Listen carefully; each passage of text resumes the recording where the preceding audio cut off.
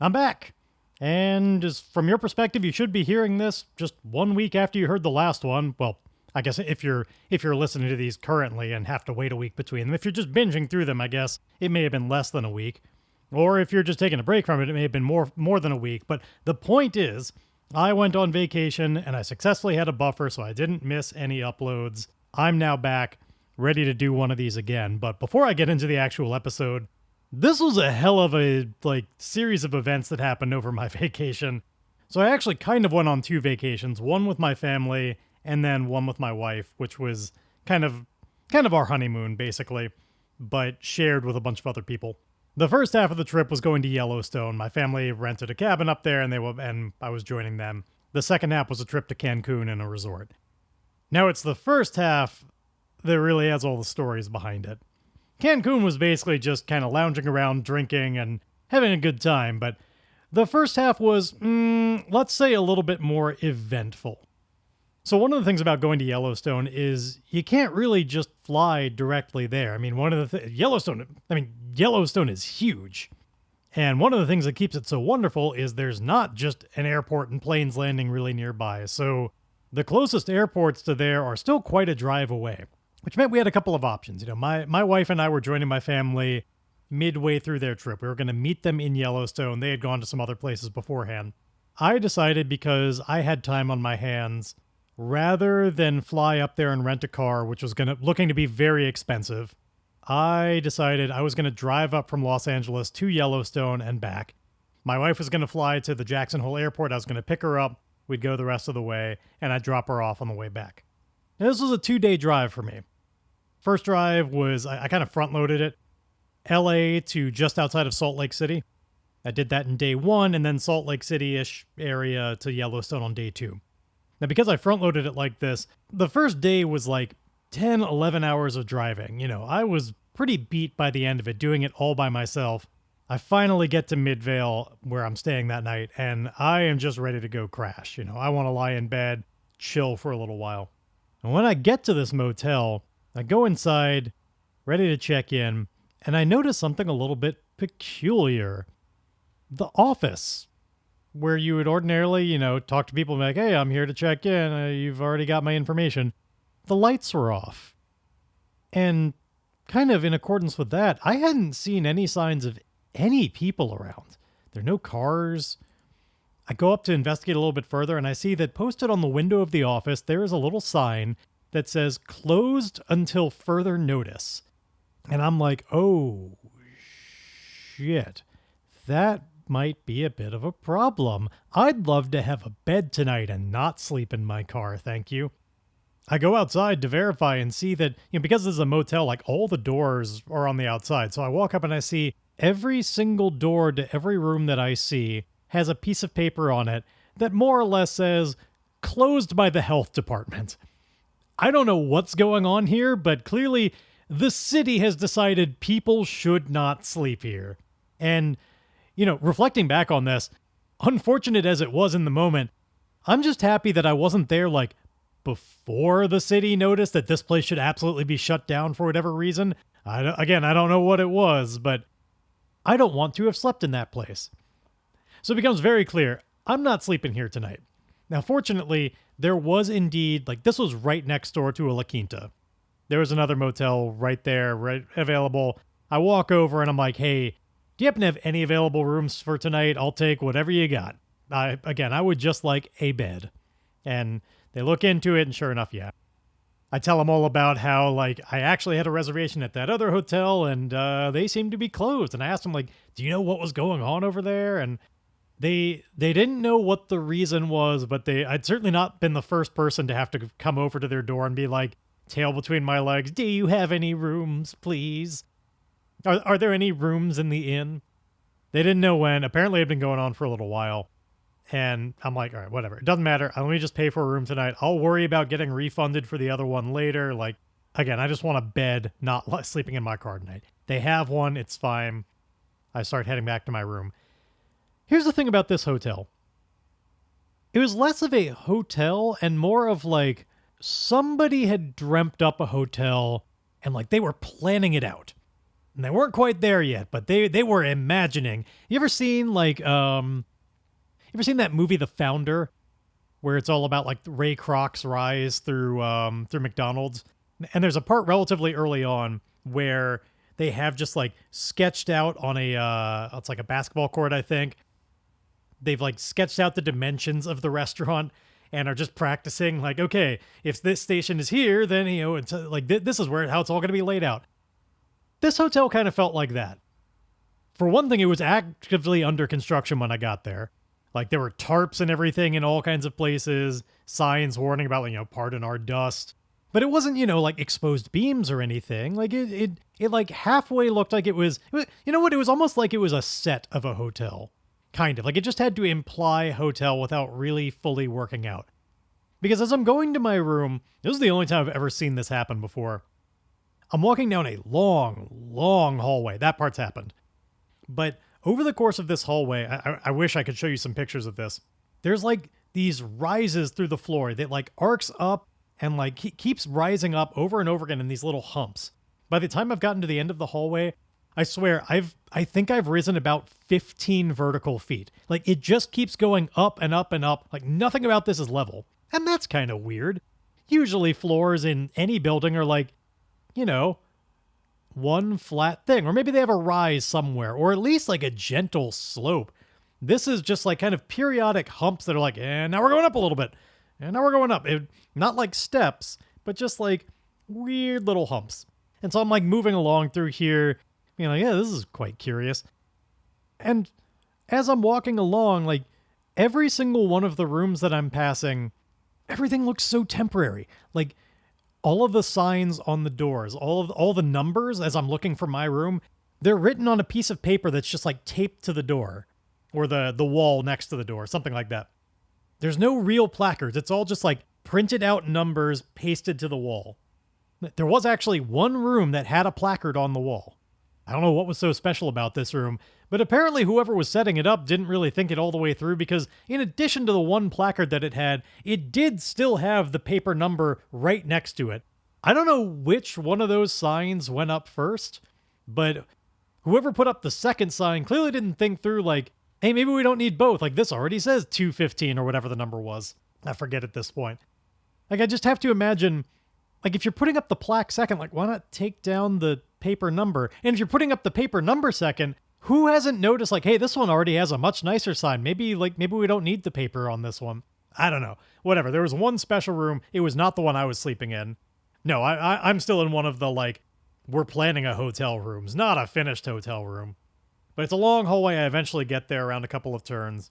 I get to my room and there's actually a package waiting for me. Well, not me exactly, but whoever was staying in that room last, there's like a package sitting outside the door in a plastic bag. And I was curious about this all, so I like did my best to like look through the plastic bag to get a sense of like what kind of box was in here. And yes, it was perfectly clear this was not meant for me and I wasn't going to mess with it. But when I look through the plastic, I see somebody has apparently ordered a machine that's like, it's for like laser hair removal at home or something like that. And there's a box that's just been like delivered to their motel room and then they left it there. I don't know what the story is behind this. This one's not my story. I mean, it is my story, but I'm not the character in that part of it. It's all just a mystery to me. Somebody needed some emergency hair removal, but then forgot. Something like that. I don't know. But this is my room. I leave it outside in case whoever this was meant for, they make it back, something like that. I don't know. Maybe they'll come back and get it. I go inside, and, first thing I notice in my room, there's like no light switches anywhere. I don't know how to turn on any of the lights here. There's lamps. If I like cross the room all the way over to the other side, I can like turn on a lamp. But again, not a finished hotel room. Like none of this is fully planned. They're just in the planning stages. Like maybe this is where a light would be. Maybe they're figuring out the layout, I guess. But I put all my stuff down, whatever. Again, it has beds. It actually has 2 beds because that was what they had available. I only need one. I was one person, but I just wanted a bed. They had those, so that's all I'm looking for.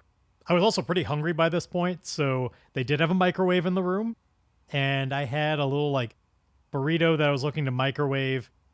I pop it in. I'm like, yeah, this probably needs, like, 40 seconds. So I pop it in the microwave, I close the door, and I type in 4 and the microwave immediately goes, 10 minutes? Got it! And just starts going.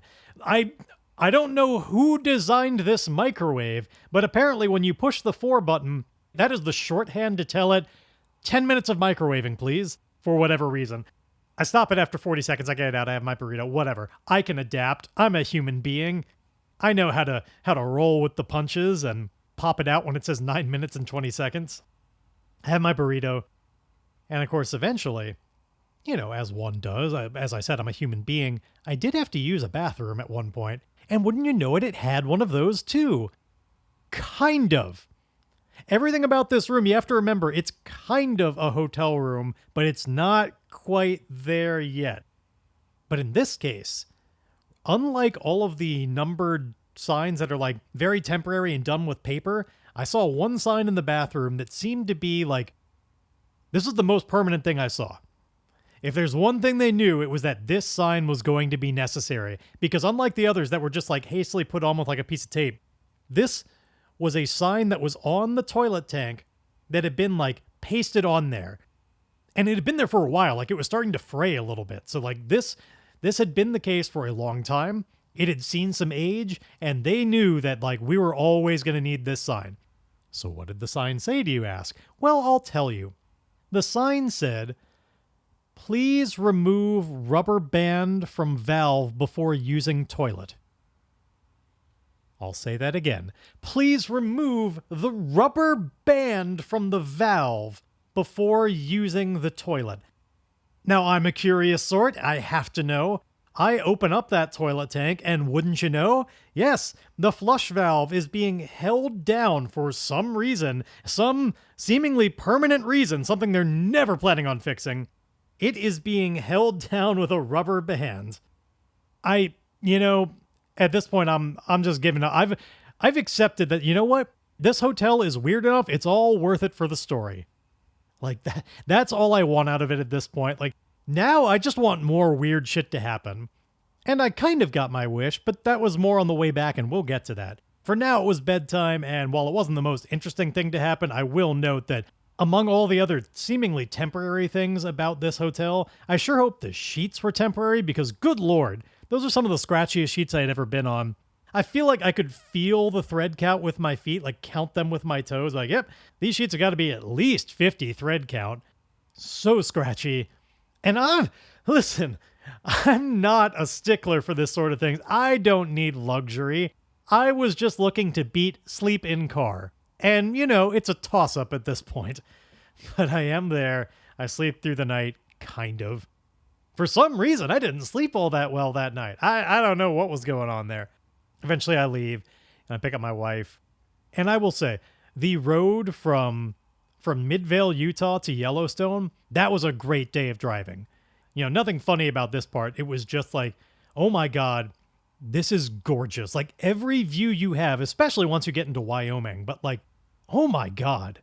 There was a time it had been raining off and on that day. So you got these like a kind of cloudy sky with these little breaks through it. I had to pull over at one point because there was just this rolling vista with mountains in the distance and a break in the clouds where I could see the sunbeams coming down and just blessing the land. Like, as my wife would put it, every view you get could be a postcard. It was wonderful. That was even before I got to Teton, which got even better. Like, holy hell. Gorgeous, gorgeous part of the country. It's part of the reason I wanted to drive to begin with was I'd never been up there. And like, I wanted a chance to go through this very scenic landscape. And, well, I got my wish. Now, while I was wishing, I probably should have been a little bit more specific and covered all the bases, because when we got to Yellowstone, it was a long day of driving again. By the time we got there, it was like 11 o'clock at night. And that rain I had mentioned, those storms that had rolled through, yeah, well, apparently they'd knocked out the power at Yellowstone. So I meet up with my family there. They're all hanging out in the lobby. I thought it was just to meet us. No, I mean, it was maybe partly that, but it was also so that they could actually get on the internet and be in an area that had even a modest amount of light to it. There was like a backup generator for just that area. So we hang out for a little bit and, eventually we go back to our little cabins and have the joy of like using phone flashlights to get to our beds and hoping that this will all resolve itself by the morning, because without power, like the showers were frigid cold. We couldn't even do that. Plus, I don't know about you. Showering in the dark is always like, I feel like I'm in a fucking horror movie. Like something bad's going to go down if you're in a pitch dark while you're in the shower. I don't want to do that, but it was also frigid cold, so that wasn't going to happen anyway. But the power does come back by the time we wake up. The rest of the trip, pretty good. Yellowstone has got some great stuff. You know, it's huge for one. There's a lot to see. We only saw barely, like a little bit of it. And we went around to the various spots. Yes, we saw Old Faithful, which, for the record, is like fine. But it's not the coolest geyser we saw that day. No, we saw a number of eruptions. We had really good timing. Yes, we saw Old Faithful, but a number of ones that you can't really plan on, actually, we got to see pretty well. Including one that we were really up close to. Great stuff. Not my favorite part of Yellowstone, though. My favorite part? It's in an area called Mud Volcano. Okay, so Mud Volcano, you know, it's all these hot springs bubbling up through all the mud. It's very hot. It's very sulfurous. Like, the air stinks. It reeks. And there's lots of signs of microscopic life activity that's making all these pretty colors and stuff. Weird, like, primeval kind of environment. It's pretty cool to behold. But my favorite part of it, there is a section called Dragon's Mouth Cave or something like that. It's all the way at the end. And it is the most aptly named thing I've ever seen, because there's this cave here where, you know, the air is acrid. It smells like sulfur everywhere. And deep in this cave is like the bubbling up. There's just this steam coming out from inside the cave constantly. And it's hot. It smells like sulfur. You can even hear, due to the water deep in the cave kind of reverberating around, it sounds like there's this deep, dark breathing inside. You look at it and you go, holy shit, there's a fucking dragon in there. Like, you understand where mythology comes from when you look at this cave. You're like, how else would you explain this before you had like science or had any understanding of what was going on? There's just a monster in that cave. Like, the water is all acidic. You wouldn't want to go in. It would burn you both in temperature and acidity. It's a inhospitable environment for you, and it sounds and looks, for all intents and purposes, like there's a horrible monster inside that cave. I got some cool pictures of it, but we're a podcast, so you can't look at them. So there's some really cool stuff at Yellowstone, which is good because I need those good memories to overwrite some of the stressful memories that I had at Yellowstone. Yes, we're not done with the weird shit happening. So when we're on our way back from some hikes and stuff, you know, again, it's a big park. There's a lot of driving around.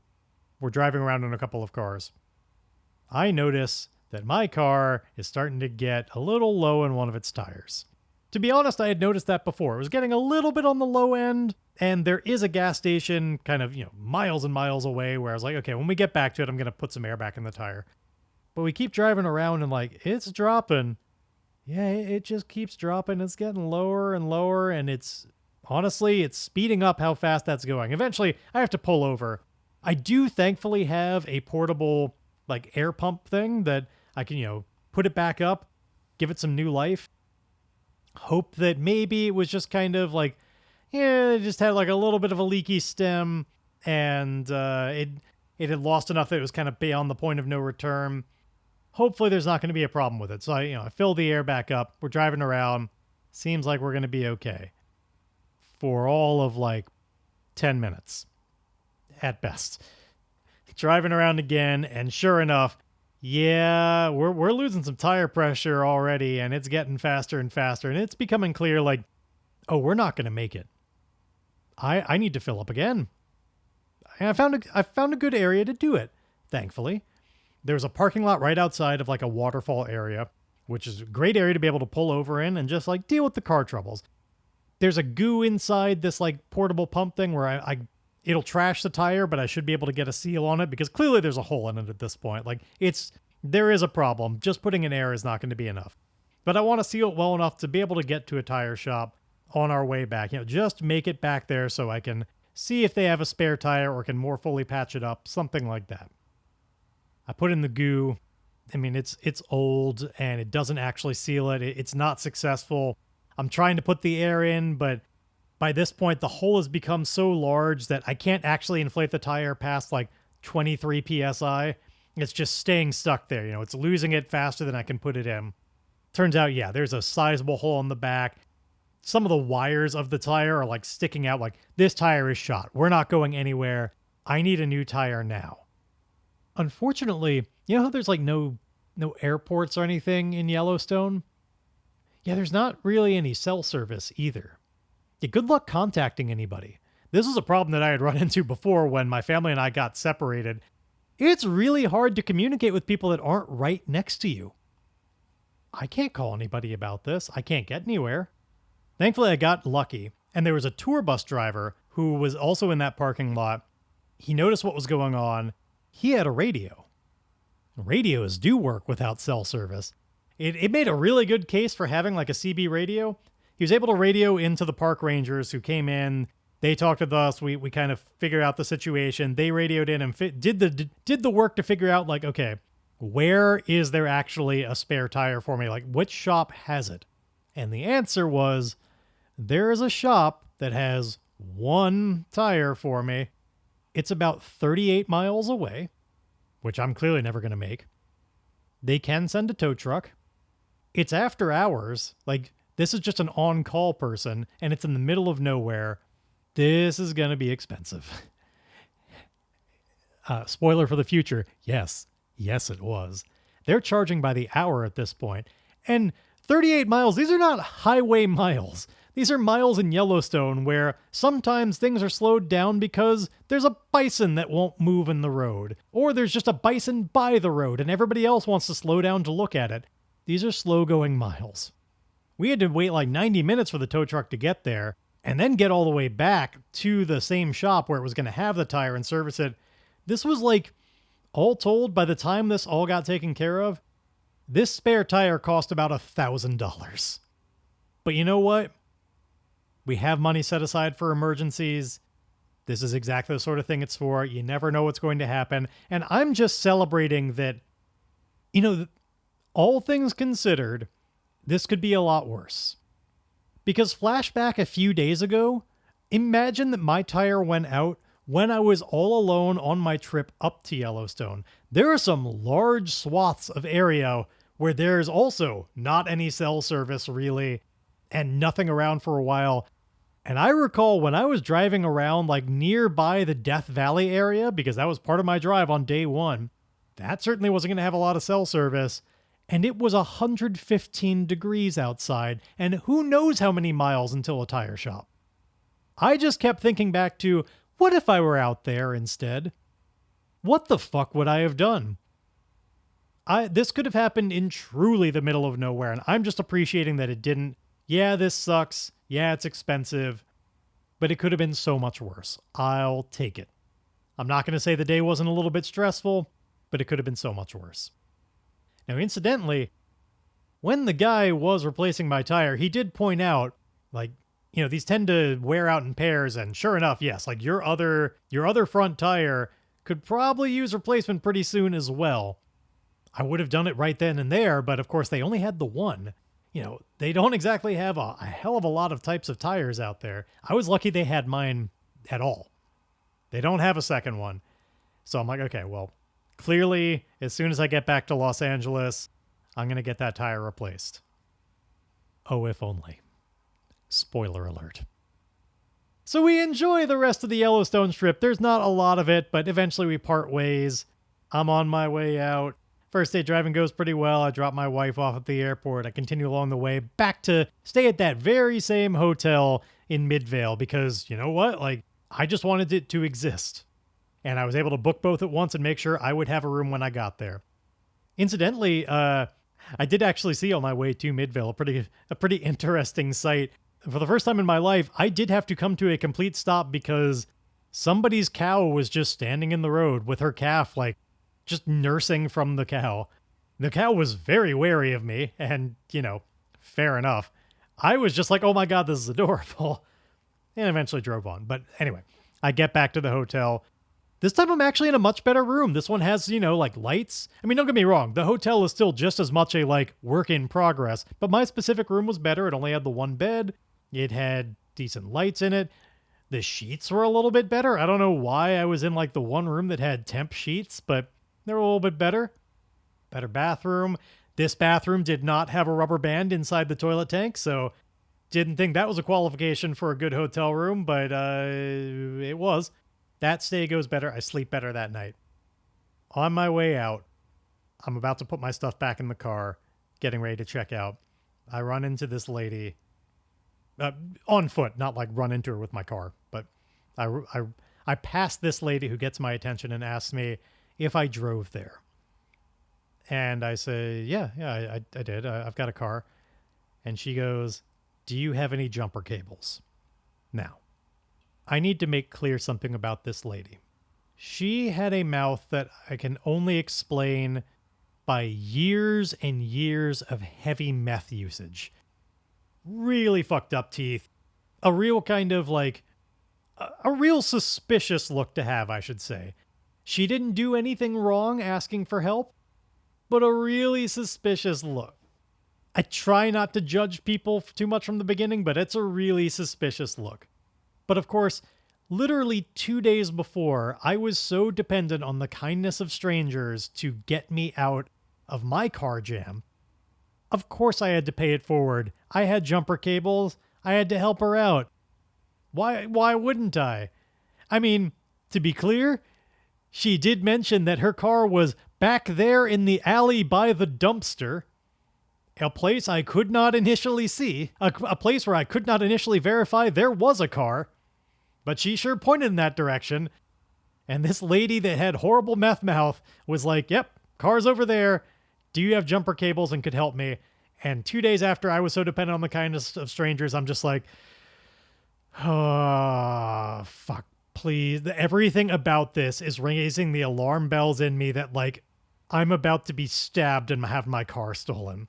Or maybe not stabbed, but, like, I'm about to be robbed. Everything is telling me that, but I have to have faith in humanity. And I'm like, yes, I will help you out. Now, obviously, I'm talking to you now, so I didn't, die that day. That's good. I didn't get stabbed. In fact, when I went around, sure enough, there was a car hidden behind the dumpster. Oh, yes, behind the dumpster. There can be objects there, real ones. And she did not brandish a weapon when I got there. Nothing like that. What she did brandish was a dog, actually. She had a little dog inside.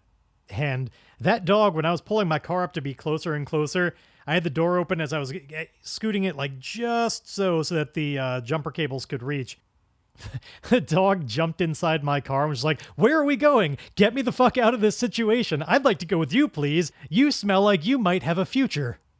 I had to let the dog know, of course, like I'm not taking any applicants to be new pets right now. Now, maybe one of you has seen this before. I sure hadn't. The battery that I'm jumping. She didn't pop the hood. She didn't pop the trunk. No, she popped the back passenger door, and there was a battery just in the back seat. Never seen that before. Didn't really look too closely to find out, like, how exactly is your car hooked up to that? But we hook it up with the jumper cables. I give her a jump.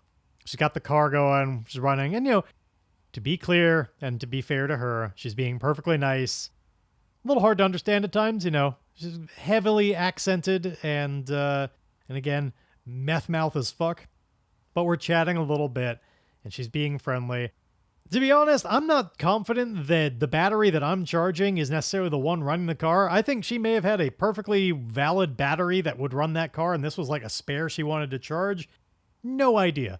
And honestly, I don't really care. The level I was trying to hit that day was, don't get stabbed. Don't get stabbed. Don't get your car stolen. I'd like to get home. Because I don't have a lot of time to spare, to be honest.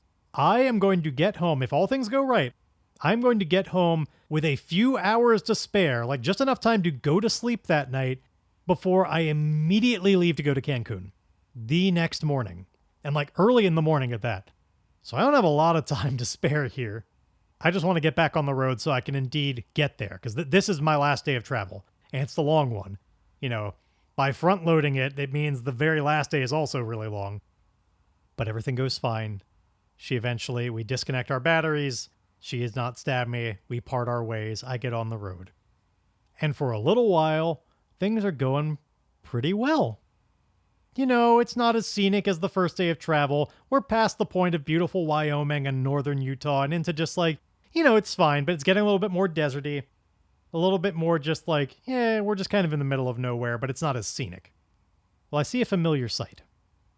You know that tire that I was warned was like, yeah, you're going to want to replace that when you get the chance? The chance was coming to me because I see that its pressure is getting a little bit low and it's starting to drop slowly but surely. And I've seen this story before. I'm like, oh shit. Because as I said, I'm kind of in the middle of nowhere right now. I don't know where there's a tire shop. Remember when I'm like, it could be worse? I'm going more and more south. It's starting to get pretty hot. We're already we're getting up into the mid 90s. I pull over. I get my pump out. I put as much air as I can back into that tire while I am investigating where is the nearest tire shop. Because right now I can at least whatever hole it's got, it's not so big that I can't get air into it, at least for a little bit. I can buy myself some time. Maybe I can limp somewhere. And I do have signal, just enough to be able to look up, where is a tire shop? I find out there is one 14 miles away. Which, given that I'm coming off of 38 miles away, 14's pretty good. Especially while right now I can still drive. So I fill this thing up, and I'm limping along. I put on, this is a part of the freeway where you can go 80 miles an hour. I put on my hazards because I'm going 50. Because I don't want to stress this tire too much. I'm going slowly on it, just trying to get as far as I can while keeping a close eye on, inside my car, I've got a digital readout of what the pressure is on all the tires. I'm keeping an eye on it and seeing yep, it's getting, as soon as it gets down to the yellow, I don't want to drive on it once it's getting weaker because I don't want to make the hole worse. So I'm waiting for the moment where it finally goes down to low enough that I need to put air in it. The car tells me this is a yellow situation. As soon as that happens, I pull over and I fill it up again. Now, thankfully, I've made it 11 of the 14 miles. So this is a great proof of concept. If I made it 11 miles the first time, I should be able to make it the final 3. I fill it up again. I make it there. I pull into the shop. And thankfully, when I ask them, yes, they do have my tire. They can even get working on it. I was in the, as far as I'm concerned, mecca at this point of Scipio, Utah. There doesn't seem to be much there, but there sure is a Flying J gas station that has a tire shop. Probably usually works on trucks, but they did have my tire. They get to it, they replace it. That one was also it is a good thing I had them apparently, because that one was getting really bad as well. Replaced it just in time. I maybe could have just patched it, but I didn't want to be fucking with that, especially because I still had most of the day of travel ahead of me. And this was definitely a delay. I'm looking to get home as quickly as possible. It probably cost me a good 90 minutes while I'm just waiting on them to be able to get to my car to service it and eventually do it. But I didn't have to get towed there in the middle of nowhere, and it wasn't after hours, so this one only cost $200. And that one didn't sting nearly as much because, I was planning on paying to get my tire replaced anyway. I just thought I'd maybe get all the way back to Los Angeles before it had to happen. I was wrong, but I thought maybe I could. They get it replaced. I'm back on the road. It's a long day of travel, and thankfully, that's actually the end of the interesting things that happened to me on this leg of the journey. I get home, I spend a lot of time with my cat because he's been left alone for several days, and I'm about to be leaving again, so I want to make sure, let me give you all the snuggle times you want, because you're going to have to put up with this again. We hang out. I get a little bit of sleep that night because I'm off to Cancun, and as I said in the beginning, I don't have a lot of interesting stuff to say about Cancun because thankfully, apparently I got out all the bad travel luck in advance. That one just went fine. It was good. Had a lovely trip. I spent so much of it rather intoxicated. So many free drinks. Though one of the problems that I've run into in these sorts of situations is the drinks are wonderful and very tasty. They're also barely alcoholic to my level of tolerance. They're like drinking a wonderful fruit juice that has a little bit of a bite to it. If I want to get drunk, or even, not drunk, but a little bit fuzzy, as I like to say, I'm going to have to get some shots, which I do from time to time. But yeah, these are just long days of having a lot of drinks, lounging in a pool, going to some nice restaurants, and getting a little bit too much sun. I definitely got sunburn while I was out there, but that's not exactly nearly the story as the Yellowstone leg of the trip. Anyway, when I started this off, I was planning on this being just a brief intro before the actual episode, but clearly this has gone on for far too long. At this point, what am I even doing here? You don't have time to listen to a full episode, so I think I'm going to allow myself at this moment to say this episode is just going to be one more that's not part of our main continuity, just a travel update from me as kind of I guess a little bit of a bonus episode or something like that. Not in the sense that it's literally bonus. I mean, I'm not doing another one, but it is, at the very least, not something that should have the same episode numbers as everything else. So I'm going to release this as just my travel horror stories. I'm glad to be back in Los Angeles, though I'm actually about to be leaving again. My wife and I, we're bridging the gap. I don't know if I've mentioned this or not. I forget. She's an anesthesiologist, and she has finally finished her residency.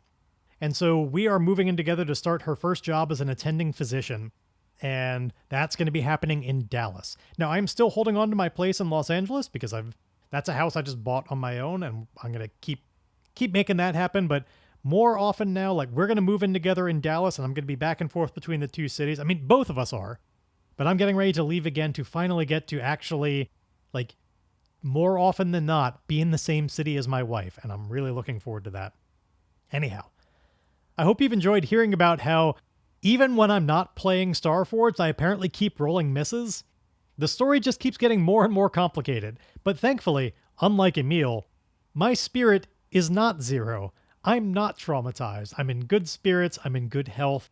Well, maybe less my liver. I don't know. I've been putting that through its paces. My health, if you count my liver's health, is probably, it's taken a couple of knocks, but I'm doing pretty well. I'm happy. I do look forward to getting back into the Starforged story. I've been thinking a lot about what's coming up next and some possibilities. To be honest, a lot more than I usually do. Usually I try and just think like, where do we leave off and go from there and not think too much ahead.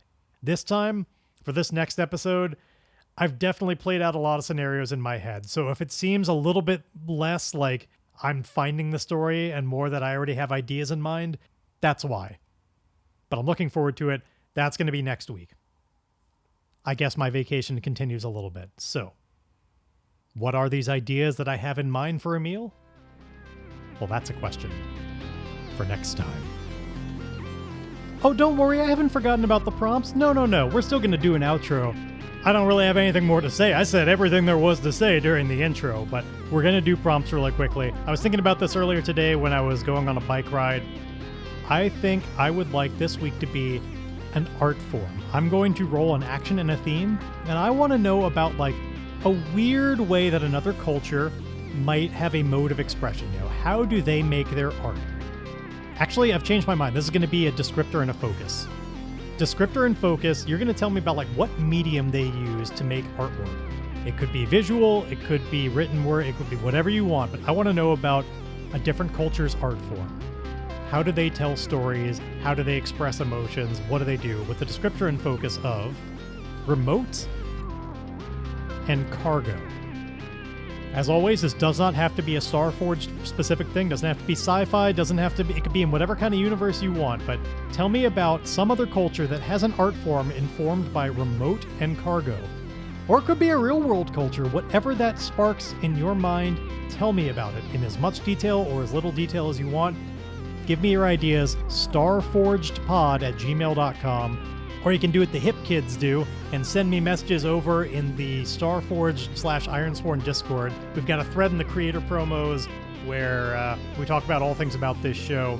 It's mostly me, of course, just posting links to the episode, but sometimes people have questions and sometimes people post their responses to these things. Of course, I'm always looking for more responses. I love hearing them, so tell me about what you've come up with. And music? Could you do me a kindness? Could you play me out music?